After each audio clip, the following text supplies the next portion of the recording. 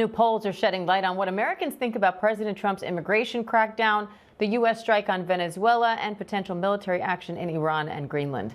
A Quinnipiac poll shows just over half of registered voters say the federal immigration agent shooting of Renee Good was not justified, while 35% say it was. The same poll shows 57% of voters disapprove of how ICE is enforcing immigration laws, and 58% disapprove of how Trump is handling immigration. ABC News political director Averi Harper is here for more on that. So, Averi, what do you make of these numbers, and what do they mean for President Trump's decision on whether or not to try to invoke the Insurrection Act in Minneapolis? Right. I do think that these numbers signal that immigration enforcement is a political flashpoint, and it does show that there's some discontent in the way that ICE is handling these enforcement actions and the way the Trump administration is handling these enforcement actions altogether. That said, when you drill down into those numbers and you look specifically at Trump supporters and Republicans, they are still with Trump when it comes to this issue. So unless that changes, I don't see the Trump administration considering public opinion when it comes to invoking the Insurrection Act. So how do you expect Democrats to address this ahead of the midterms?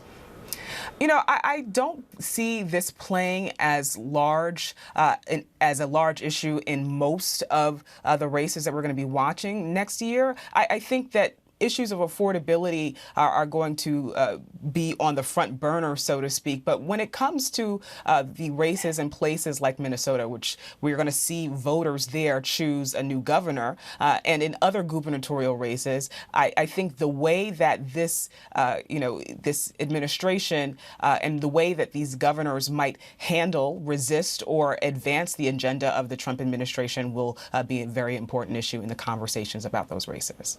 And a CNN poll shows Americans are fairly evenly divided over the U.S. strike on Venezuela. 52% oppose the decision, while 48% favor it. But 75% say they oppose the U.S. attempting to take control of Greenland, and nearly 6 in 10 say they're concerned President Trump has gone too far to expand America's power over other countries. What are you watching for as the president considers more action? I'm interested to see whether the White House will double down or back off some of the rhetoric when it comes to their handling of different relations with different countries on the world stage. It's obviously something that there are many folks who are thinking about it. But again, when I think about the midterm cycle, I wonder if there will be broader discontent that forces this to become an issue that looms larger when we think about some of these races. All right, Averi Harper, thank you.